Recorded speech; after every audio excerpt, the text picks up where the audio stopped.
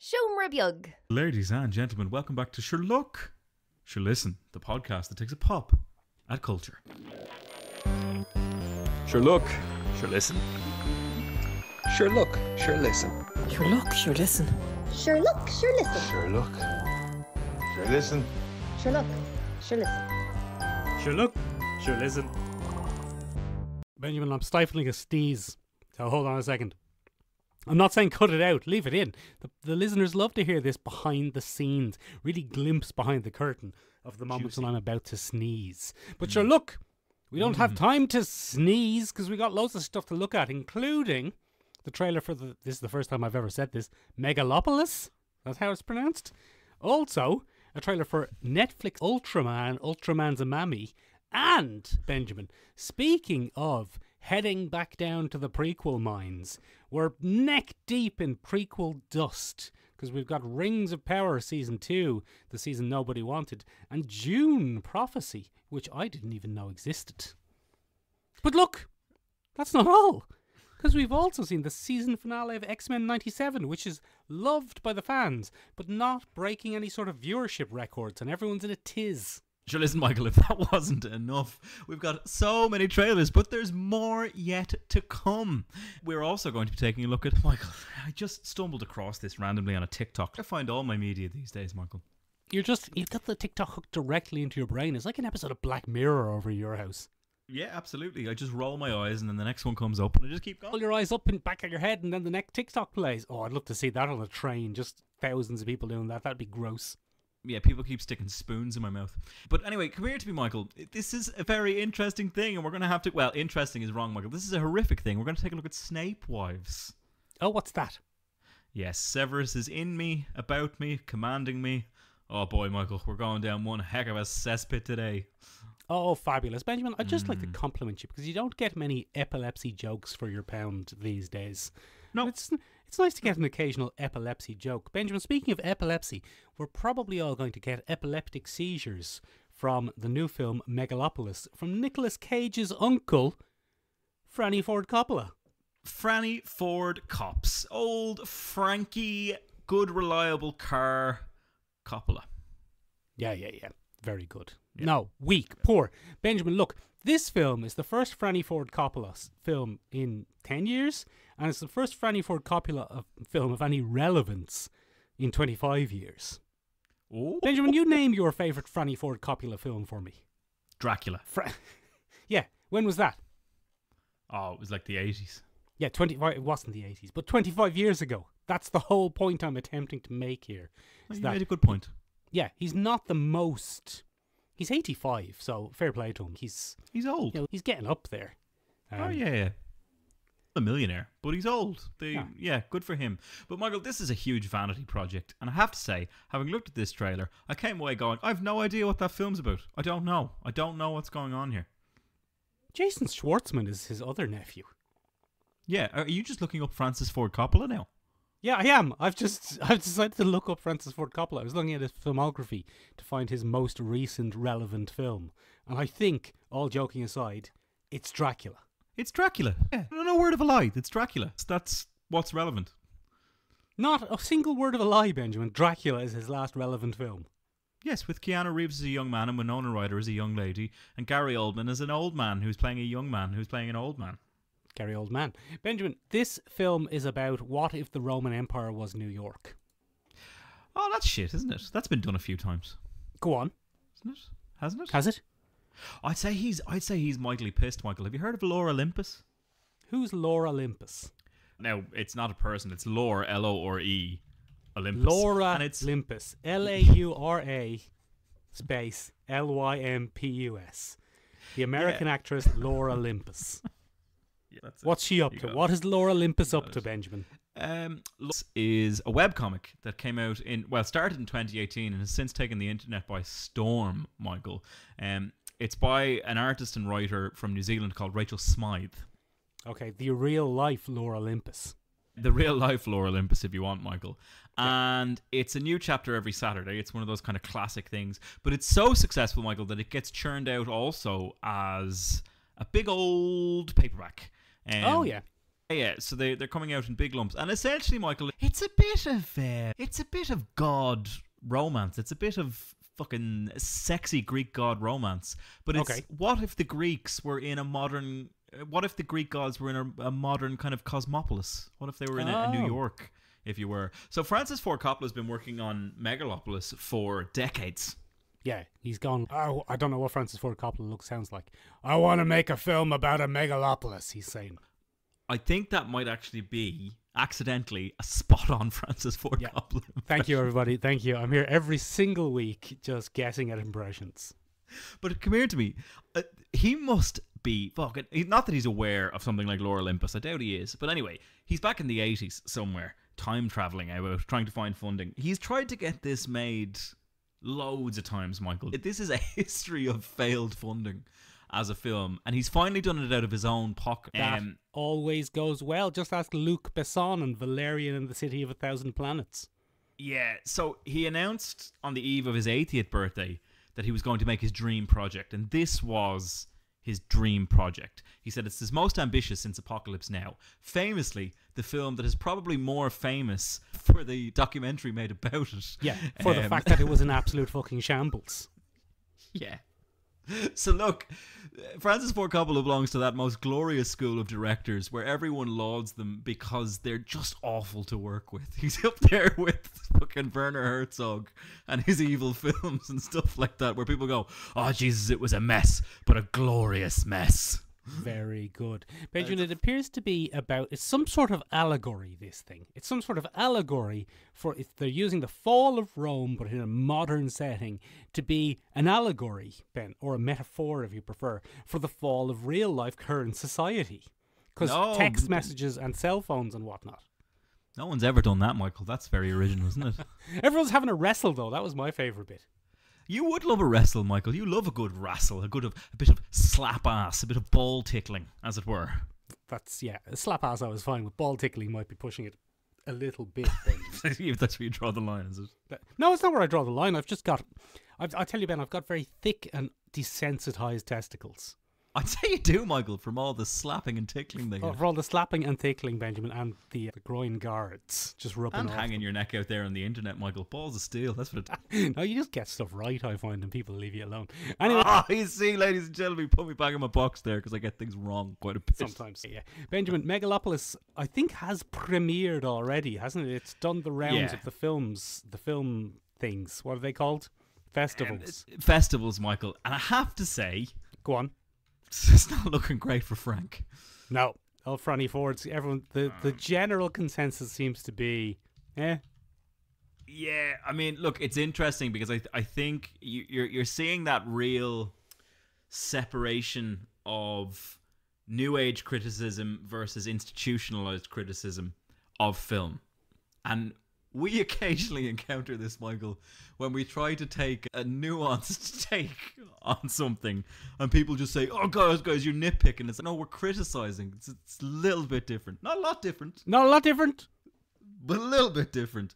Yeah. And we've seen that divide kind of crop up on the internet, and a lot of people ask the question, what's the point in critics? This isn't helping them, Michael, because a lot of the older critic generation, it's a masterpiece. You know, it's a challenging masterpiece because they all grew up in the era where Francis Ford Coppola was essentially God. Yes, go on. At He did one the Godfathers. Point, cinematically. Yeah, like he was at one point hot shit, Michael. Yep. You know, and the other thing that's come out, Michael, is that a younger generation has gone to this and gone, this is shit. This is bad. This is not boring. A good thing. This is a boring film. And one of the nice things is there are those that have kind of aligned themselves to cinematic criticism overall and need to stay on the side of big Hollywood to get their interviews, to get their reviews.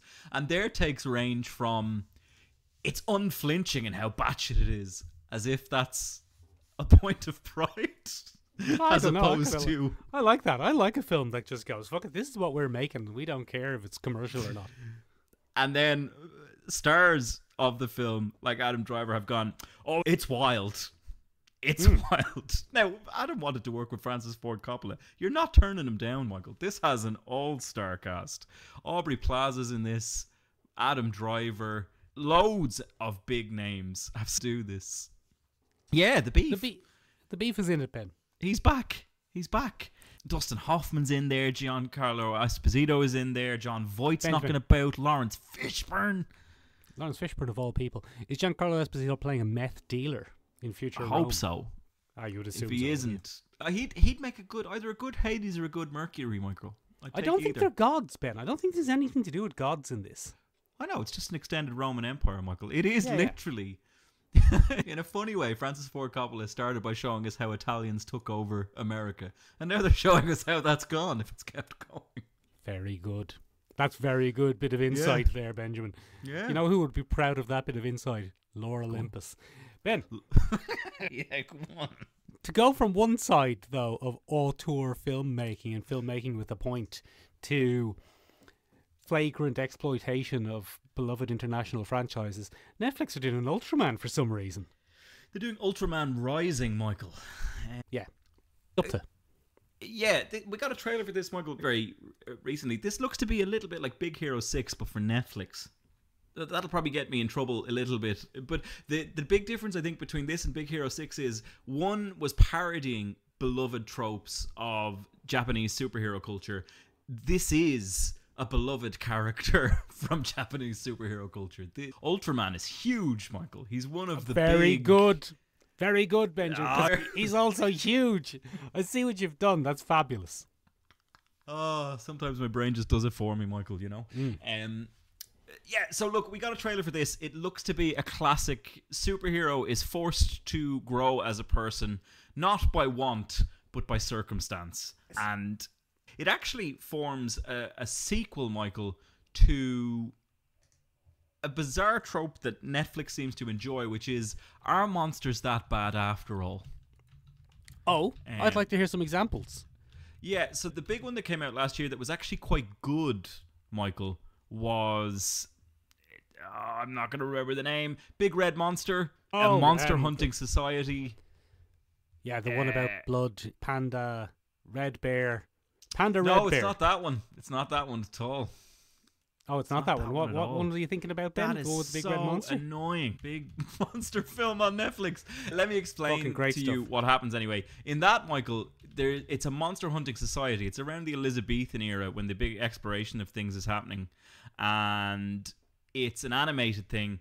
And what happens is that it turns out it's called The Sea Beast. It's not a very exciting name at all. It's called The Sea Beast. It was an animated film from 2022, Michael. And essentially...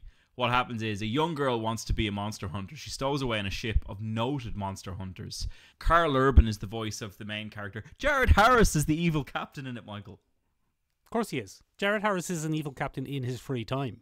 And Maisie steals aboard a ship to go monster hunting, but it turns out, Michael, that they've been hunting monsters because it's a metaphor for colonialism, and the monsters were grand all along. Oh, classic. Yeah, so... it also appears to be about the joys of motherhood. There are none, Michael, as far as I can see. But look, maybe Ultraman will change my mind. Yeah, Benjamin. Yeah. What's Ultraman? What is he? What's going on? I knew you'd ask me that, Michael. It's fun that after Who's 7 years... Who is he anyway? Why is he so big? What's going on? Who's this fella? It's fun, Michael, that after 7 years I've managed to realise when you're going to ask me facts, and I actually have some for you today, which is nice. Lovely. So Ultraman is actually a Japanese TV character. He was created by a creator called Eiji Tsuyabara. That sounds and he right. first appeared... It doesn't it? Get down in the comments and let me know how badly I butchered that lady's name. Do let me know. Get in the comments. I do apologise in advance. In 1966, they premiered Ultraman, and it was actually produced by his company, Tsuyabara Productions. It's definitely that. It's Baraya. Anyway, he's part of the Ultra series, and they became a huge kind of part of Japanese culture, especially from the 60s onwards. As with all great 60s pop culture from Japan, Michael, it's all about fighting them big monsters. Big fellas in a suit, Ben. Yes, the kaiju. They're all leaping about the place.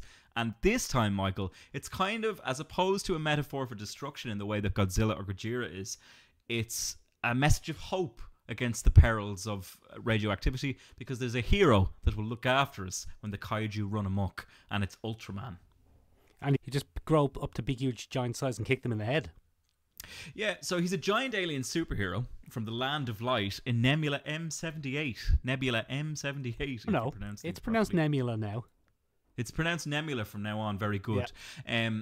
And he comes to Earth, Michael, to defend against giant monsters and extraterrestrial threats. So one of the big things, I suppose, that separates it from other kaiju fiction is that they're not radioactive beasts from Earth or from the hollow Earth dimension that we've seen in kind of more modern interpretations. They're extraterrestrial very often. They knock about and they give us an difficult time, Michael. Like Ghidorah. Yeah, like Ghidorah from space. Goddamn parasitic organisms, invasive species coming to our goddamn planet. Coming to our planet, camping by our canal. Yeah. But his major distinctive characteristic, Michael, is that he grows to about 40 to 50 meters tall. So big. And he starts duking it out with them, as it were. We've done a cover on this on our now Resting in Peace podcast, Collecting Issues, Michael. There was an excellent comic a couple of years ago that was absolutely a mental take on this. Do you remember? It was gross body fiction to do with kaiju and scrapping. Vaguely. Yeah, do you remember we did that? Vaguely, I do remember an Ultraman and it was comic. A bizarre, realistic take on... But that wasn't Ultraman, was it? But it was a take on the Ultraman mythos. It was called Ultramega, Michael. Yes, that's what it was. And it was by James Herron and Dave Stewart. And in that world, Ultraman isn't kind of the super polished hero of the Japanese series. He's a grim body horror creation that grows to an exponential size and gains superpowers when he's in the presence of parasitic organisms that cause people to transform into kaiju. Yeah. Fabulous stuff. Big influence on the old Power Rangers as well. Huge, Michael. Huge. Yeah, we wouldn't have Zords without Ultraman. No, one of the kings of Japanese media. Like, he's the other side of the coin of Godzilla. Maybe this will be the start of seeing him to be more and more popular in Western media.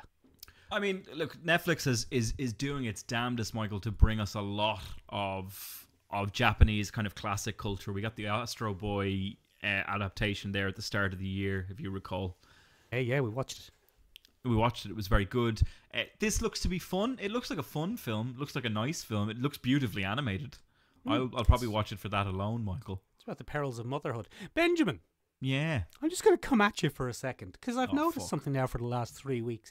Do you know what the word exponential means? Large? No. Okay, I'll tell you off air. I'll tell you off air. No, get me. Go on, stick it to me. It means increasingly large, getting bigger faster and faster.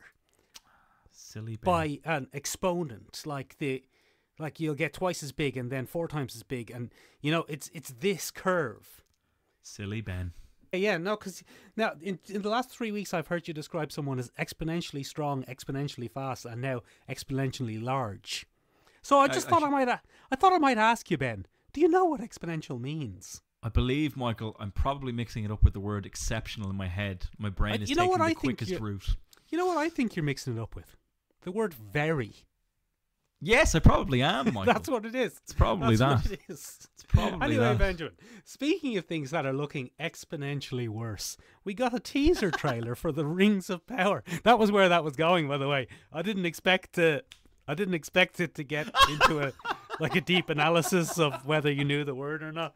That was very good. It was supposed to be just a little segue. But Ben, speaking of things that are getting exponentially worse, The Rings of Power Season 2 got a teaser trailer, excuse me. Now, Benjamin. Yeah.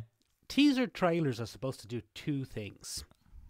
They're supposed to tease us with what the show is going to be about. Oh, you dirty little tease. You little minx of a trailer, you. And they're supposed to make us excited to see it. Yeah, that is generally the premise of a trailer or a teaser trailer. This doesn't do either. No, Michael, Jesus Christ, fuck me. From the hairline in the thumbnail of this trailer, I was just like, nah. Nah, no thank you. Nah. So, Benjamin, it's season 2 of Amazon's least completed series of all time, The Rings of Power. Big budget, fan prequel to the Lord of the Rings series. Look, people had issue with it. But the good news is that this trailer appears to reveal that they're addressing a lot of those issues. In what way, Michael? No, they're not. They're not at all, Ben. That's Oh, I see. Good. I thought I'd lost all media literacy, Michael, and No. suddenly been rendered dumbstruck by no, this no, trailer. no. It just looks exactly the same. The only positive that people think, I don't like being this negative about it because I watched every episode of Rings of Power and it didn't grossly upset me. I just thought it was rubbish. It's just rubbish. It was just rubbish. It was just rubbish and unfaithful to the material and rubbish. But yeah, remember that man made Mordor with a little key? Yeah, he made Mordor with a little key, Ben, and a diverted well. But look, that's neither here nor there, because at least the Harfoots aren't in this trailer. Where'd the Harfoots? The Harfoots were the Irish proto-hobbits, Benjamin. Oh, they're gone! You might remember them from scrabbling around in the dirt looking for berries and going, "Oh, to be sure, we'll be heading off now and leaving our friends behind." I do remember that now, yeah. Absolute bastards. Anyway, they don't seem to be very prominent in it. But Ben, Yeah. my real question is, there's this new character that they've introduced, Oh, yeah. and he's some sort of handsome elf fella with long Oh, blonde yeah. hair and pointy ears. And my first thought was, I wonder who that is. Okay. Is it Elrond? But then the the trailer said he's Sauron. What? Michael, So he's what? Sauron, yeah. Yeah, it's your man back, Ben. It's Halbrand. He's back, but now he's an elf. Now he's an elf. That's kind of more like the source material, I guess. Yeah, I mean, look, I think Lord of the Rings is about to get a hammering across the board because Peter Jackson seems to be ploughing ahead with his remake of his own amazing film series from back in the Yeah. 2000s. Peter Jackson hated making The Hobbit. He hated it. You only need look at the behind-the-scenes clips of Peter Jackson having the time of his life making The Lord of the Rings, and then looking like a depressed middle-aged dad making The Hobbit. To know that hated man's it, Michael. hated it. That man's heart is not in this. Ian McKellen's heart is not in this. Is Ian McKellen still alive? I don't remember. He is, but his heart certainly can't be in it, Michael. At this point, Yeah. he must have to watch it.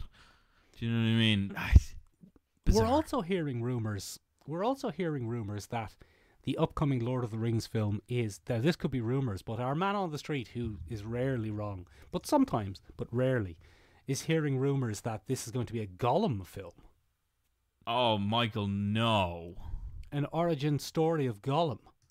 Do Now, we you care, might remember. Michael? Does anyone No. care?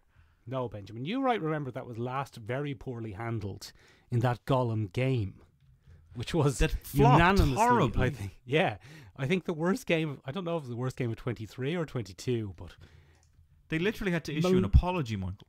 maligned, much maligned. Nobody wants to be watching a 2-hour origin story of that gross little grobbly man.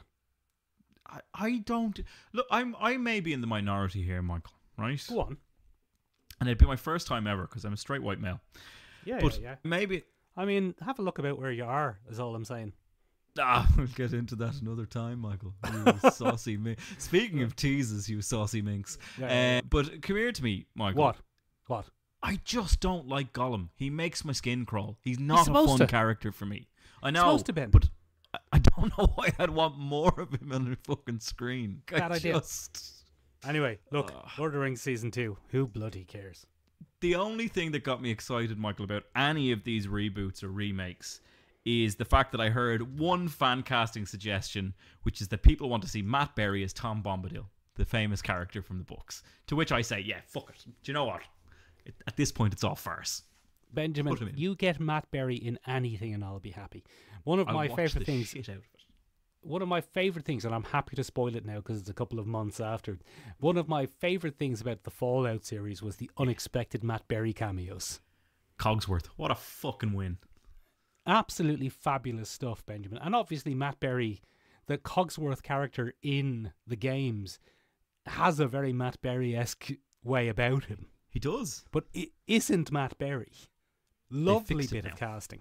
Yeah, they fixed it. Lovely Now it bit is of Matt Berry. tidy bit of casting. Michael, I finished the Fallout series. What a great fucking show. What a great Wasn't bit it of good? television. Wasn't it good? I really enjoyed it. Fun, different, acted, good stuff all round from the gang. Walton Yeah, Goggins, yeah. what a fucking delight. Yeah, Walton was great. I thought, what's her name? Lucy The actress's name isn't Yeah, Lucy, though. she was excellent as well. She was fabulous. Great stuff all around. Benjamin. Yeah. Yes. Speaking, though, of prequels set in the midst of time, dredging up aspects of the history of a beloved franchise that can only end badly. What do we think about Dune Prophecy? Where did this come from? No. Michael, this was...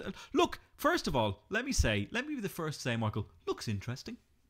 I might watch it. I like HBO Max. They make good stuff. We're big fans of Dune here. Yeah, we're big fans of Dune. I like the Bene Gesserit. I think they're one of the most interesting aspects of the entire Dune lore. Oh, you know what? I agree with you. But you know what as well? Yeah, go on. You know what one of the best ways to make something not interesting is? Explain where it came from. I imagine it's just to lay it all out. Just lay it all out. Just lay it all out there. Get rid of all the mystery. Just strip that back. Yeah. Like, I wonder where the Bene Gesserit came from. Don't worry. We're going to tell you for 9 hours. For 9 whole hours. 9 whole flipping hours. So, your favourite Benjamin and mine, not your favourite Benjamin, because that's you, famously. That's me. I'm my favourite Benjamin, famously. You are your favourite Benjamin. Benjamin Franklin is second. And I've got a small cat making her way over to her food bowl here, Michael. Oh, why is her food bowl, Benjamin, on the podcasting table? It's not on the podcasting table, Michael. She uses the podcasting table to get to her food bowl. You spin your wheels there because she's looking at me to fill the food bowl as well. So there'll be a little bit of cat. The food. You have to feed the cat, Ben. Do a bit of cat ASMR while I talk about the Bene Gesserit. Yeah, exactly. There's going to be a little bit of cat. What was I saying? Lay it all out there, Michael. Lay it all out there is one of the best ways to take all the mystery and excitement out of something. Looks like we're going to get 9 hours of bloody Bene Gesserit origin story. Now, the good news is that my favourite Benjamin, and yours, Denis Villeneuve, was at least involved in this somewhat, in so much as he was at one stage going to be directing. Now, despite me never having heard of this until last week, I looked it up. It has had, Benjamin, I'm very sorry to report this to you. Oh, no. It has had a troubled road to production. Oh. There have been staffing changes, there have been showrunner changes and writing changes. That's always worrying. It's never great. Never great. Mark Strong's there, though. Except X-Men 97, that worked out okay. That worked out fine, as it turns out. Yeah, Mark Strong is there. So, Ben, the Bene Gesserit are... They're women, you see. I know, Michael. And like many women throughout history, they're always up to something. No, I didn't say that, Michael. You sneaky boots. No, I didn't say that now. Yeah, they're not a race. They do appear... They're not a race. They're an order. They deny the fact that they're a religious order. They consider themselves sect, even. A sect or a sisterhood. And they're basically women who have trained themselves to have the utmost control over every aspect of their being. So they have super heightened senses, they can control their own reactions, they can control their own body on an individual muscle and even some of them on a chemical level. Yeah, And they're also, Benjamin, Jason Bourne. Yeah, and they're also mad for doing big complex plans. Oh, Michael, never met a plot they didn't like. Love a plot. Now, my feeling on the books was the whole Kwisatz Haderach, a.k.a. the birth of a boy who would contain the powers of the Bene Gesserit and the bloody spice melange. They planned for that, but also it kind of caught them a little bit by surprise. Yeah, it caught them off, Michael. It caught them off, and they had to adapt the propaganda. Yeah, I don't know what this is going to be. It's a very interesting take to do a sequel 10,000 years earlier. Prequel or sequel? Sorry, prequel. Did I say sequel? Yeah, I was very confused there. Yeah. Look, I think I think they're probably taking a House of the Dragon attempt at this. House of the Dragon's only a couple of 100 years earlier, though. This is 10,000 years earlier. Yeah, that's mad. That's mad. 10,000 years. society, culture, the state of the galaxy should all be very different. You could almost argue that you shouldn't logically be able to trace anything from this to Dune, the film series Dune. Arguably not, yeah. But I think it probably... I remember a couple of years ago, Michael, when people actually liked Game of Thrones. There was a very good video essay done by the Nerd Writer. And the video essay was dragons stunt societal progress in the world of Game of Thrones. When dragons enter the picture in any form in Game of Thrones, that immediately becomes the nuclear bomb in the hands of it's usually the Targaryens, the controlling faction, whoever they may be. Yeah, whoever they may be, right? He who has the dragons has the throne, essentially. He who controls the spice controls the universe. Exactly. And I think this is set around the discovery of the spice melange, which means that it would cause, in a similar way that dragons cause kind of cultural stasis, it might trigger the cultural stasis of Dune's society. But I don't know. I don't know if this is around the discovery of the spice melange. Now, Ben, I have not read the works of Brian Herbert. I have only read the works of the main one. What's his name? Frank Herbert. Oh, Frank Franny Herbert. I've read the works of Francis Ford Herbert. I've read his works. I haven't read Brian Herbert's works, so I don't know what Brian Herbert did. But it is my understanding that this is set shortly after the Butlerian Jihad. And I will be very interested to see if they will risk the word jihad in it, or will they continue to strip out the Islamic influences from Dune for adaptation. But that's neither here nor there. Fucking touch it, Michael. But that's neither here nor there. But my recollection, and I could be very wrong on this. And Benjamin, when you're clipping this out for TikTok, don't clip out that bit where I said I could be wrong on this, because I'm remembering here. I'm not reciting. But I think that the spice predates that by a good long while, because they needed it for interstellar travel. They do need it for interstellar travel. You're correct. I don't think they always did, because there was definitely humans in space before the spice melange. Because someone had to put the sandworms on bloody Arrakis. And then the whole cycle had to start. But I don't think the formation of the Bene Gesserit is tied to the spice melange. I don't think. I could be wrong, though. Okay, just repeat after me. Go on. I'm 100% 1% certain that's the case. That Ben's a cock.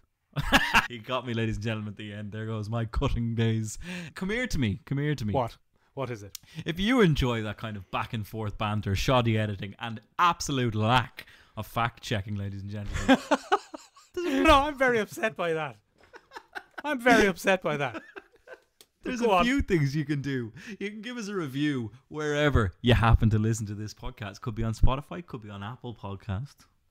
Oh, yeah. Could be there. Could also maybe be on Acast, where we're hosted. But you can give us a review wherever you listen. Or even better, ladies and gentlemen, send this episode to a pal you think might enjoy it. Or give it a review, a 5-star review. 5-star review is better. That's what we'd prefer. We don't really care about friendship much in this podcast. No, so if you could just give us a review wherever you listen, that'd be swell. What you could do is send it to someone who you'd like to take down a notch, because that's really the core of the relationship on this podcast, really. Yeah, and what you can say is, you remind me a lot of the Ben fella on this podcast. You remind me a lot of the Mick fella on this podcast, depending on who you think is more loathsome. Yeah, and let us know. Let us know in the review who you think is more loathsome. Pick Ben, though. Don't pick me. I know I always say I'm immune to criticism, but that might get me. So pick Ben, please. Famously thick balls. Yeah, just rigid. What are we talking about now? Speaking, Benjamin, of my mutation, we saw the finale of X-Men 97, which, can we talk about the tiz a little bit? There's been a bit of a tiz on the X-Men fan community, Benjamin, that this isn't the tiz is that this isn't breaking viewership records, and therefore might be in trouble. Oh, I mean, there seems to be a lot of backroom chat that this isn't doing great. The people who are watching it are loving it, but not that many people are watching it. yeah. I mean, look, it's a very niche thing, Michael, isn't it? It's a very niche thing. That's what I was saying. Yeah. I mean, look, don't get me wrong, Michael. This is my show of the year so far. Yeah. And I am not an X-Men animated series fan. I'm not a legacy fan of this show. No great X-Men fan are you. I had to explain to you who Shadowcat was. I didn't even know who that was, Michael. Didn't even know who Wolverine was. I had to explain. Never heard of Logan. Ladies and gentlemen, I had to explain to Ben who Cyclops was. I thought that he only had one eye, and I thought that Wolverine's claws were made out of stainless steel kitchen safe. Yeah, the only character I didn't have to explain to him was Mr. Sinister, who for some reason he has a poster of on his bedroom wall. Yeah, he's great. He just reminds me of a very handsome man. I don't know who it is. Very handsome, square-headed man. Benjamin. Anyway, yeah, that was my point. My point is it's very niche.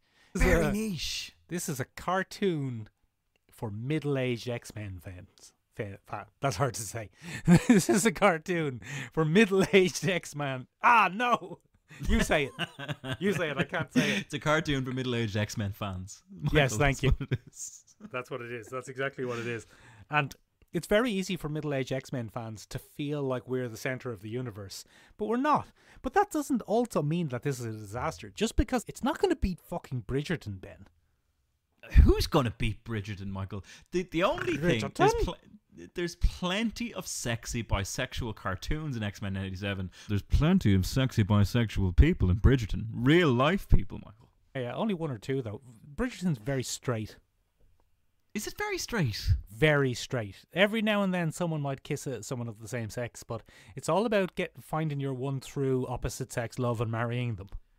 Oh, that's sadly heteronormative, isn't it? Very heteronormative, as the Victorian era was, when everything else about it is not as normative as the... we're not talking about Bridgerton. X-Men. We are. X-Men 97. X-Men 97 was on. Yes, it was on. It was happening. It was a thing. We got the finale. We got the finale. Yeah. And the third part in the 3-part extinction, tolerance is extinction thing. And Michael, I preferred the first 2 parts. I don't. This didn't fizzle as much for me. Look, that's probably because this was the denouement. This was the big fight, basically. But everything has happened. Yeah. All of the big memorable beats have happened. Yeah. Genosha happened. Genosha was the best episode. They put the Genosha episode forward for a Primetime Emmy nomination for best episode. That has already happened. The assault on Asteroid M and Magneto ripping out Wolverine's skeleton, that has happened. The entire 20-minute fight scene with Madeline Pryor, which was my favourite part of the entire season for no reason. That has already happened. Another podcast. That has already happened, Benjamin. All of the really cool stuff has already happened. This was a big fight with Bastion, which admittedly was quite cool. It was. Theo James, great voice acting. Great flippin' voice acting from Theo James. Benjamin, I know I say this nearly every week at this stage, but I owe Theo James a big apology because I always thought he was just a poor man's Guy Ritchie character. But he's very good. He's great stuff. I would shake Theo James's hand and say, I'm sorry I misjudged you. Theo James, if you'd like to be on the podcast to shake Mick's hand, do let us know. Yeah, I'd say, I'm sorry. I thought that Underworld Evolutions was the limit of your abilities. And I totally misjudged you and your skills because he was fabulous in this. He's very good in Castlevania. He's like a completely different person in The Gentleman. Great lad. Real actor, Ben. Real actor. He's got some chops, Michael. Non-stop acting.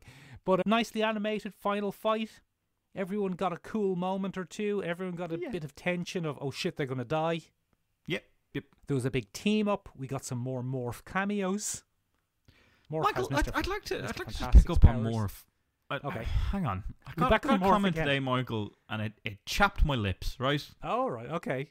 We're really milking this Morph content. Yeah, I'm going to keep doing it. Someone got on this morning, Michael, to our now much beloved and much maligned in equal measure thing on Morph's bizarre power levels and the fluxing kind of the very malleable, I suppose, fittingly Morph-esque malleable levels of his powers and the limits of his powers, which we have discussed previously. And someone got on this morning, Michael, and said, "Oh, how well did this age?" I had to nip back, and I said, quite well, all episodes considered. Morph has not had a moment to shine or define his powers. I don't know what this person was on about, but I was like, hang on a minute, back in your fucking box, mate. Get back in your box. Turn into someone who belongs in that box and get into it. Benjamin, one of the interesting points was Morph turning into Jean Grey and saying, "I love you, Logan." I got a real distinct misery vibe from that moment, Michael. All right, you're not a huge fan of Morph is what you're saying, I guess. No, not at all. I'm not a fan of lecherous romance tropes. And go on. We've fallen into this a couple of times, right? Yeah. Essentially what happens in that scene is, yes, absolutely, Morph has unrequited feelings. Well, we don't know yet. It hasn't been confirmed. Yeah, they might be fucking, Logan we don't know. Isn't going to ride the Christ out of him in a fucking unleashing of homoerotic fucking sensation. To which I say, fucking carry on, lads. Fucking pip. Yeah. Benjamin, you're just consistent with this not using Morph's chosen pronouns. I really am, and I apologise for that. It is they, them. Right? Super I do. consistent. Sorry, I keep forgetting, ladies and gentlemen. They, them are the pronouns that Morph prefers. Well, I will use those for them from now on. Ben, I would argue that it actually doesn't matter because... Oh, get out of here. Just leave. Just go. It doesn't. Right? First of all, I've been the more sensitive one about it. But it doesn't... I'm not saying that pronouns don't matter. I'm saying that Morph's pronouns doesn't matter because Morph doesn't prefer anything because Morph's imaginary. Morph is imaginary. That's fair. But come here Morph is to a made-up person who can't be upset. The issue that I have with that scene where Morph takes the form of Jean Grey to essentially do the classic, oh, he's in a coma, use your voice, he'll follow your voice out of the coma. Yeah. And Morph decides they can do that, not a bother, if they're Jean Grey. Now, the issue I have with this is not that Morph has unrequited feelings of lust for Logan. That's absolutely fine. That happens all the time. He's a very thick ballsack. Very thick ballsack. Notably difficult in the sack. But come here to me. Go on. The issue that I have with it is he's pretending to be people that Logan is attracted to in an attempt to evoke they are pretending to be the people that Logan is attracted to. Go with it. Not when I edit it, Michael. Son of a bitch. They are pretending to be the people that Logan likes in order to elicit a response or a well-meaning response from it. And I just find it lecherous, Michael. I find it insidious and I don't enjoy it. But Logan was sitting there in a coma going, Jean, Jeannie, Jean. Like, Logan, get over it, please. Please, Logan. For the love of Christ, either be a scumbag and make a move on Summer's woman. Yeah. Or get the fuck over it. Right. Fucking shit or get off the pot, Logan. You fucking absolute... Simp is the wrong word. Because it's not like Jean Grey has an OnlyFans. He's becoming an incel simp in some ways. Simpcel. That's what I'm going to call him. I don't think Logan's an incel, Benjamin. He's getting it. He's getting it from somewhere. He wants it from Jean, but he's definitely getting it from somewhere. Probably Morph. Morph. Listen, this was fine. But I felt they benched a couple of characters here and there. I felt some of it was very unearned, Michael. The bit I took major issue with was the emergence of the Phoenix as a Deus Ex Phoenix. Oh, yeah. Or a Phoenix Ex Machina, as it were. Where the fuck did that come from? The Phoenix might have left me, but some of his power is still... it's gone. It's gone. I've tied that up in a neat little bow now. It's gone. Oh, the Phoenix is gone now. Oh, it's gone. Some of the Phoenix's power remains. Oh, it's gone. Very strange. I enjoyed Sinister's karma. I enjoyed Sinister's comeuppance. Didn't feel it went far enough.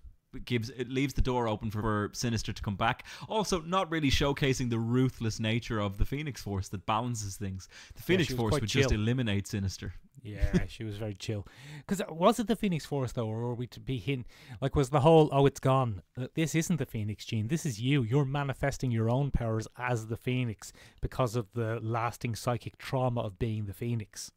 Yeah, I mean, that's popped up a lot of the time in Jean Grey's backline. She manifests her powers depending on her mental state. That's originally how the Goblin Queen kind of manifested. She suddenly saw little goblin things everywhere due to a mental... Or am I'm mixing it up with the Ultimate X-Men storyline. Never mind.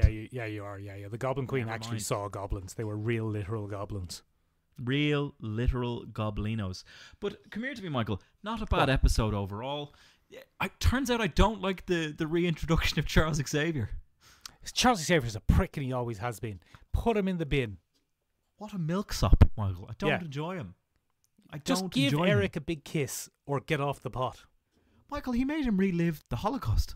Yeah, he's always at that. What a fucking dick move. It's one of his favourites. It's one of his what favourites. A dick. No, Eric, we must be better. Now remember what happened to your family. Yes, you don't want that to happen again, do you? Are you going to do it? He was saying. No, but someone might. Not me, specifically. Let Magneto sort them out. Magneto was right, Michael. Yeah, that's what they keep saying. I can let him at it. Of course, the most interesting thing here, Michael, is probably the ending. Ooh. Yeah. The goodies won. There's a big old... The goodies win, sort of. Go on. Sort of. I mean, Magneto still did a rake of damage, Michael. Yeah, a lot of people died. He really fucked the world up. There's not a lot of coming back from that. Spider-Man was there, though. Spider-Man was there. One of the most inconsistent Spider-Man appearances I've ever seen. There's looting going on. Daredevil is taking people out on the streets of Hell's Kitchen. Cloak and Dagger are there for some reason. Great stuff. And then Mary Jane and Spider-Man are out of superhero costume, just having a look in the window while the riots are going on. I was like, that's not what Spider-Man would be doing in a riot. Yeah, maybe he's lost his powers. Who knows what's going on in Spider-Man's life at that stage? Who knows at that stage, Michael? Maybe he has retired and Ben Reilly or someone else is Spider-Man at that point. Who fucking knows? But anyway, Michael, the end of it is there's a time slide by 2. That's a fun cable joke. If anyone cable reference, is I would say really it's more of a into reference than a joke, Ben. That's a fun cable reference from my snarky co-host there, ladies and gentlemen, who keeps me on track. Keep you on track. And polices my jokes and references, apparently. But come here to me. Hello, this is the reference police. Let us in. We have a warrant for your arrest. We understand you've been using joke in the wrong context. Come here to me. There's a time slide by 2, and the Summers find themselves in a future timeline. I'm not going to say the future timeline, a future timeline. It is X-Men after all. And the rest of them find themselves in a past timeline. Yeah. Yeah. And it's revealed at the end of it that it seems to be on one of the many apocalypse timelines that exist. Yeah, it seems like we're very much going for apocalypse in season 2, Ben. Yeah, we got big Age of Apocalypse vibes, and I saw a few different people say, oh, would they even know who Ab-En-Sur, is that what it is? En-Sabah-Nur, thank you very much. Would they even know who that is? To which I would say the big blue lipstick might be a hint. Feel about it. Very interesting stuff. So we got a little glimpse of it, about a 2-minute scene where Jean and Scott end up in the future and they're dealing with, what's her name? Rachel Summers, Mother Ascani. Yes, Mother Ascani, Rachel Summers, who is another alternate child of the X-Men. Or another clone? No, yeah, she's their child. She's their future child. So another one pops up there. And then we got a glimpse at En-Ab-En-Sur. En-Sabah-Nur. En-Sabah, thank you very much. It's a bit like Mighty Morphin Power Rangers. Very confusing. Who will become Apocalypse in the future. And it really just lines us up, Michael, for Age of Apocalypse in season 2. We also got the first post-credits scene. We did, Michael. Tell us more about that. Current timeline Apocalypse, Benjamin, who, in my opinion, had the best voice of the original series. I am as far beyond mutants as you are beyond them. But he's voiced by Ross Marquand. Now, they might not stick with Ross Marquand in this because Ross Marquand is an impersonator and an ideal man to have around if you need someone to do a character for 1 or 2 lines. So they might get a full-time Apocalypse next season. But he picks up, Ben, famously, he picks up one of Gambit's cards and says everything is surrounded by death. And all of us X-Men fans, Ben, from the 90s, all of us Chris Clare maniacs went, oh, that's like when Gambit became the Horseman Death. Ah, that'll be that then, won't it? That'll So be. it feels like that might be that. So it feels like we might be about to get a bit of an Age of Apocalypse, as it were. Yeah, Age of Apocalypse is a very interesting one, Michael. A titanic event in the history of the X-Men. The X-Men event of the 90s. Yeah, I mean, absolutely huge. In 1995, at a time when Marvel was still doing okay, and X-Men was their kind of premier selling point at that point. The X-Men were fucking huge in 1995, Michael. Couldn't avoid them. Comics-wise. Could not avoid them. Could not avoid them. Couldn't turn left, but for bumping into Gambit's stick. Yeah, couldn't turn right for bumping into Jubilee's yellow pink wraparound sunglasses. Pink wraparound sunglasses. Great work from us, ladies and gentlemen, as usual. And yeah, It wasn't, then it was rubbish. Marvel did this fucking mental thing, as only 90 comics could do. And they said, fuck it, pack in all those successful titles and let's do a big crossover event like we do every year. Yeah, so they didn't do a big crossover event every year back then. They do now. Now Alright. comics are just excuses for big crossover events now. But the Age of Apocalypse thing was a huge upsetting of the apple cart of X-Men comics. Every X-Men comic, except 1 or 2, basically got upended and replaced by alternate Age of Apocalypse comics. Because your favourite character and mine, David Haller, aka Legion from the TV show Yes. Legion, you might remember him. He was played by our favourite actor, Benjamin. Our previous favourite actor before Theo James. Fuck, I've forgotten his name. What's his name? Dan Stevens. He went back in time and said, fuck this, I'm going to get rid of Magneto. But guess what? He only went and fucked it, Michael. He fucked it and he got rid of Charles Xavier by mistake. Yeah, that's exactly what happened. Dope. And then Magneto ended up leading the X-Men. And apparently, that's not good enough to stop Apocalypse. Apparently Magneto isn't up to muster when it comes to stopping world shapers and genetic gods. Yeah, Not- so Apocalypse, the big prick, goes, I'm in charge now. Everybody fucking get with it. Get with it. Yes, get jiggy with it. Famously, in the original X-Men animated series, Apocalypse was voiced by Will Smith and would say things like that all the time. And his But wife come here. was Jada Pinkett Smith.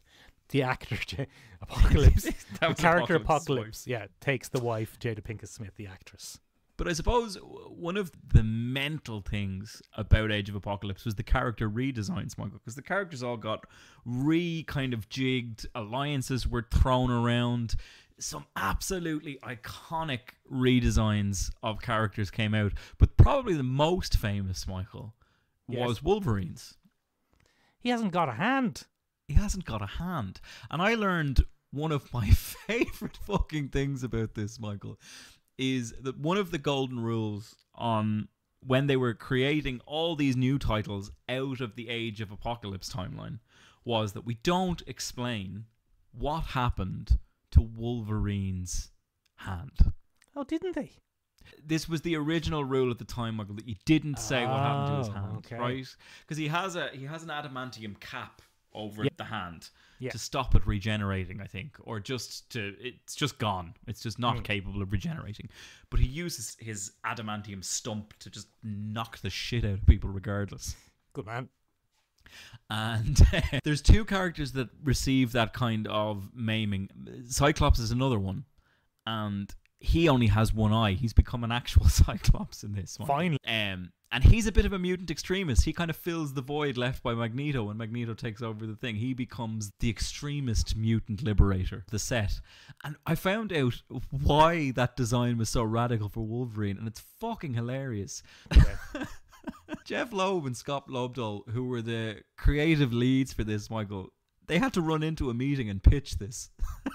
And he shouted over to one of the chief artists at the time, Michael, and he said, "Here, can you throw together a sketch of Wolverine in an apocalypse scenario? You know, Mad Max style." and fax it over to me as fucking quick as you can, please. Great.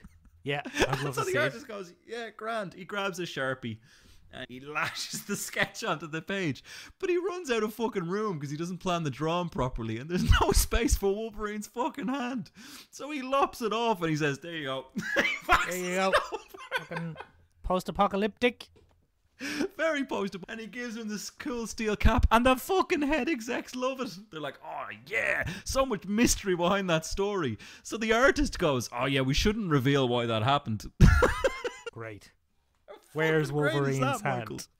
hand? Fabulous. Where's Wolverine's hand? It's a fucking copier issue. But yeah, fucking amazing. Apparently Mad Max, Michael, was a huge influence on the whole aesthetic.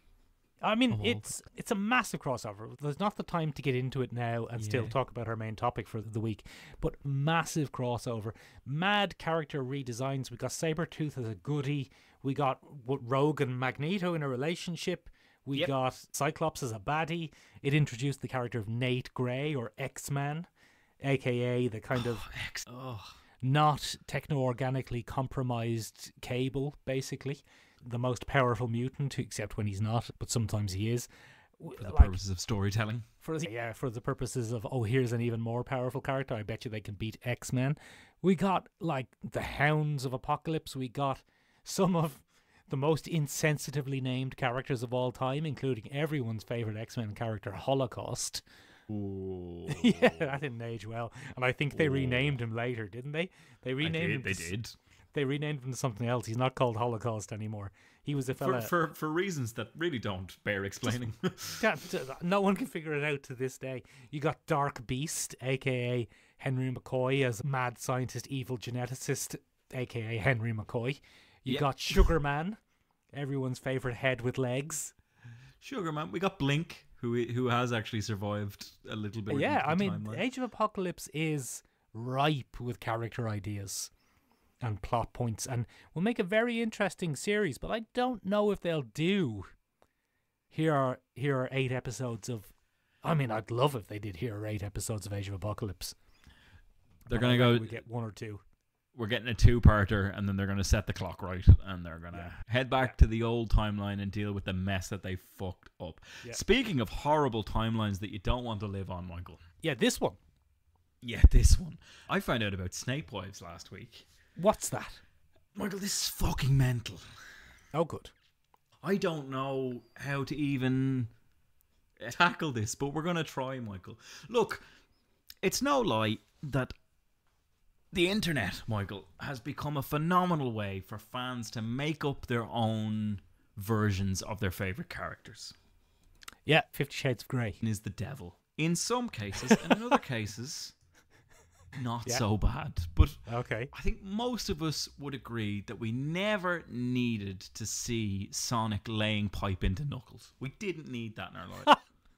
Some people did.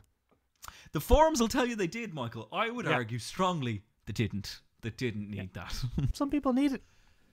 But speaking of lewd acts that we just never wanted to bear witness to, this week, Michael, last week, I discovered Snape Wives.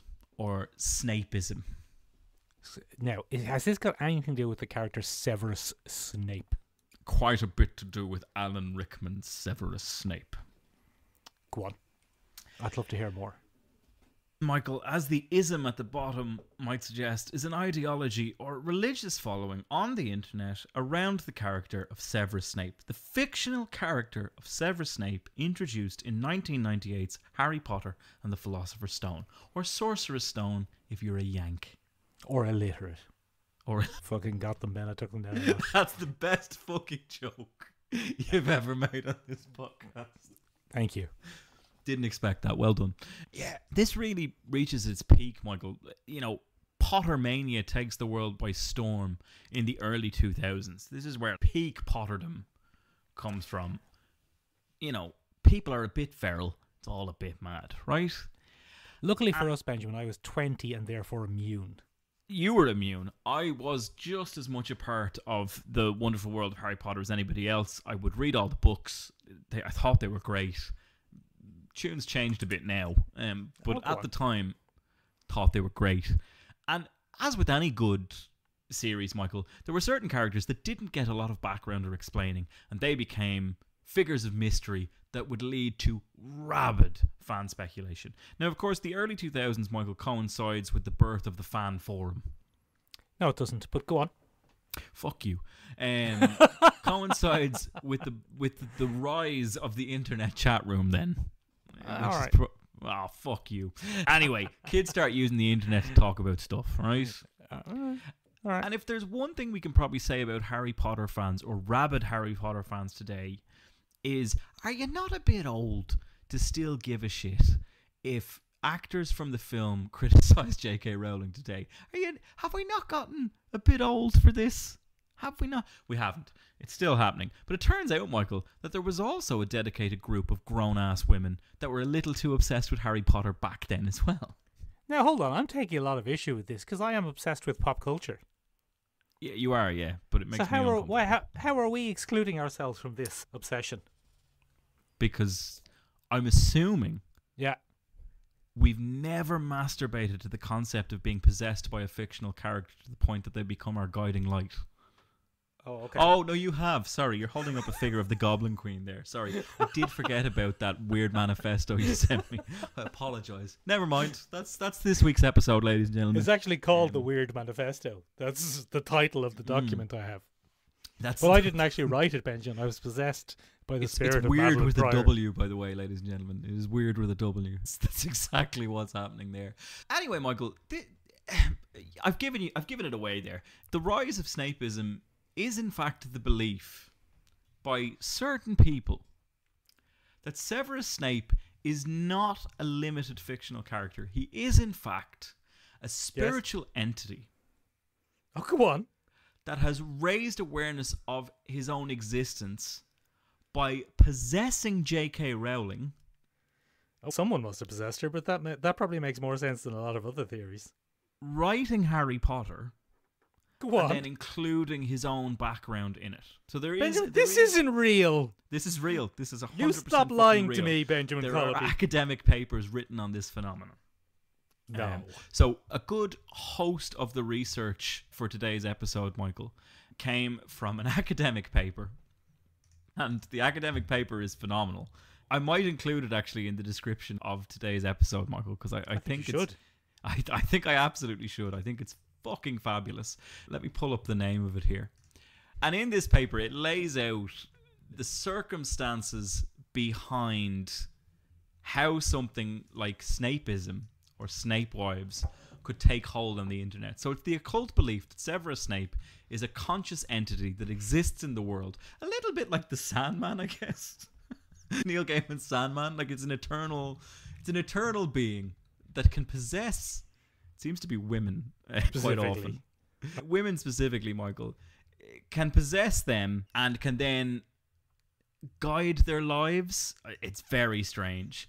But what this is based on is just, it's trauma bonding with a character, Michael. And this community was predominantly women. I'm not being a misogynist. It was predominantly women. That's what it was made up by. Yeah. Yes? No, I mean, you are being a misogynist, but not on purpose. I'm being a misogynist in my life, but not right. Yeah. That's grand. Yeah, that's just a Tuesday for me, Michael. But come here to me. Yeah.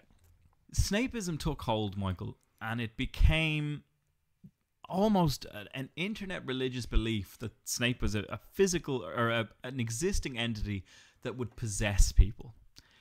They were originally called Snapeists, which is just awful for connotations beyond imagining. I didn't even know. I didn't put two and two together there, but now I have. That's awful. But in 2008, the term Snape Wives is coined. And they gain notoriety online because 2008 is famously quite mean on the internet. Not as mean as today, but it's the beginning of snarky internet things where the weirdness of the internet begins to have the curtain pulled back. And we get to see these kind of strange communities. And the main members of this community establish their beliefs. They begin to publish like manifestos and confessions of their experiences with Snape wiving or Snapeism. Okay. And three key figures emerge from this, Michael. There's Tanya, there's Rose, and there's Conchita, right? Now, Benjamin, this sounds a bit racist. What?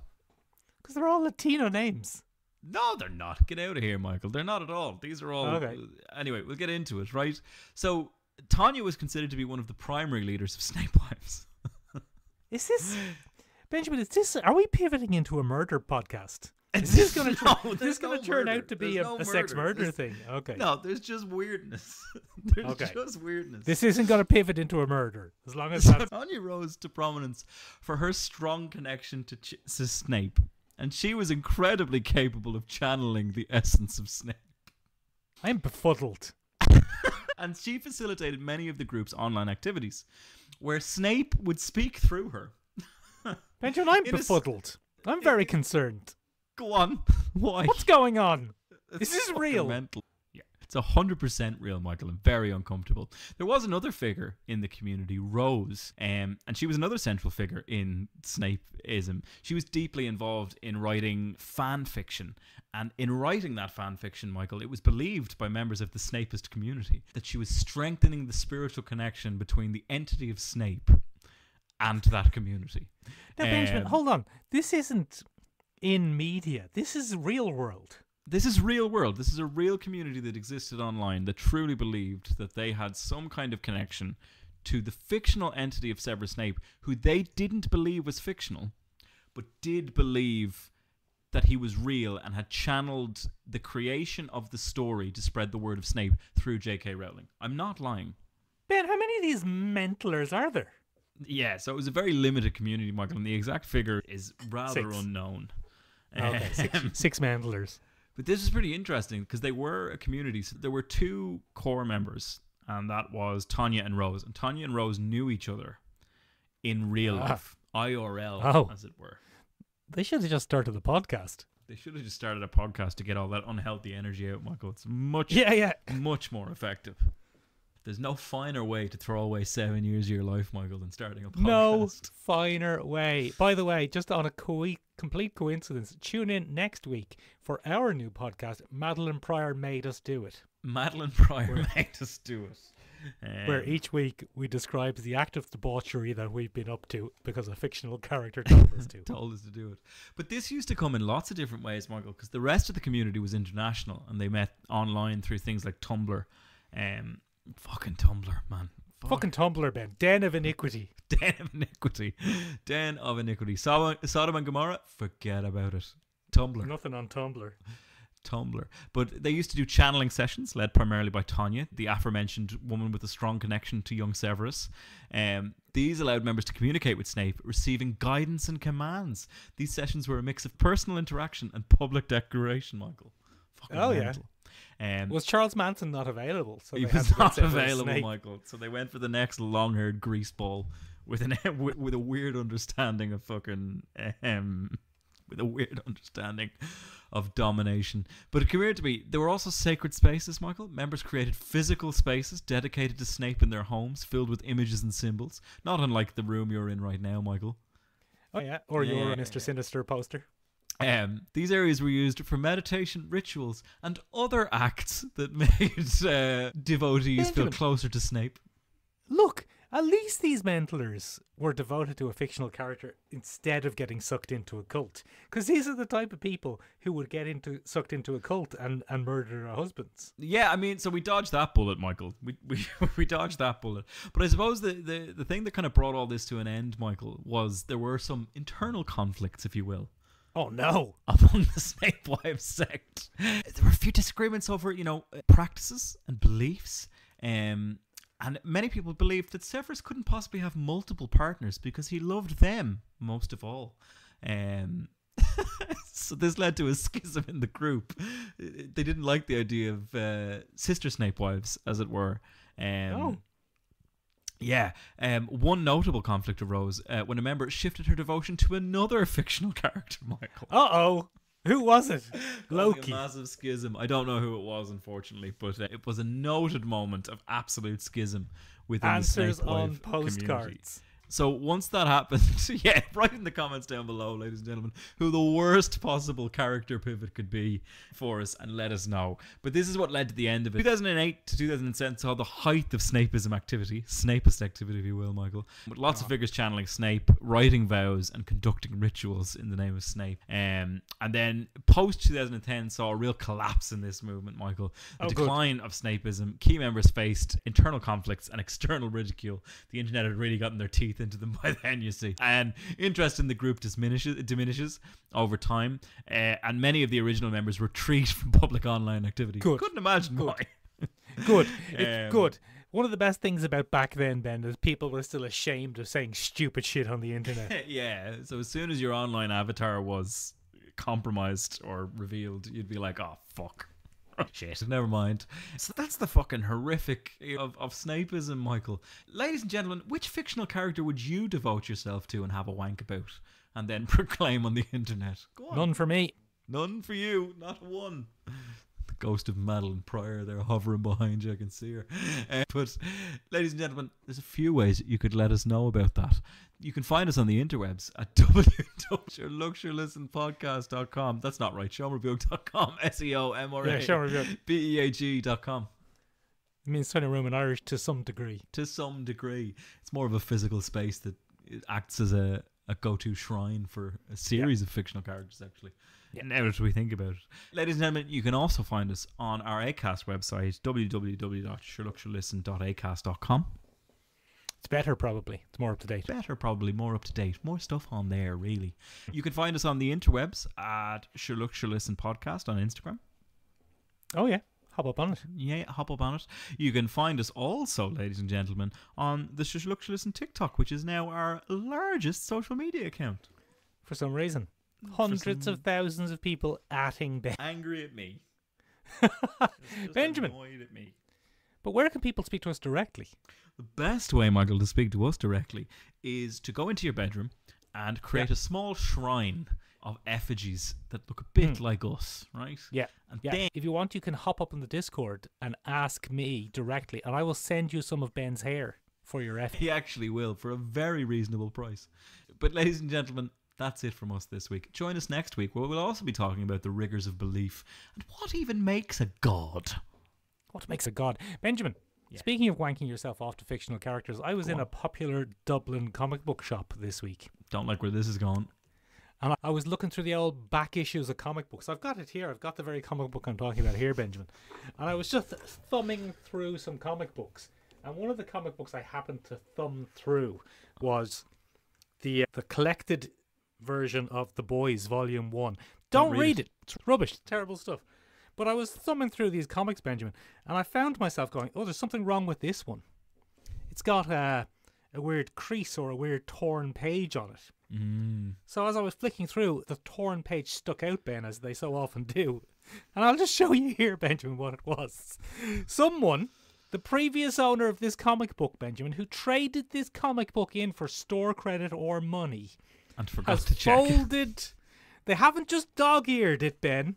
They've entirely folded over the whole page, right in the middle of the superhero sex scene orgy. Yeah, the big superhero orgy. So they've traded this into a comic book shop, Benjamin, for the gross scene. I think that's Starlight. Is that Starlight? I'm not sure. Show me. No, though it's kind of worse than that, Michael, because what's his name? Derek Robertson? Yes, go on. Derek Robertson has a classic case of female face blindness for a comic book artist. That's actually just a random prostitute that the superheroes hire in to abuse. Terrible stuff. Anyway, I bought it because it was gross and I cleaned it. I gave it a little wipe down. Yeah, he's going to burn it in a bin later on and hopefully not evoke the spirit of Garth Ennis into his garden. Yeah, that's how you summon Garth Ennis. You burn a copy of The Boys. I firmly believe is a spiritual entity who has entered the real world through writing gross comics. Yep, I think that's how he's done it. Ladies and gentlemen, that is it from us this week on our grossest episode in a while. We'll see you next week. Bye!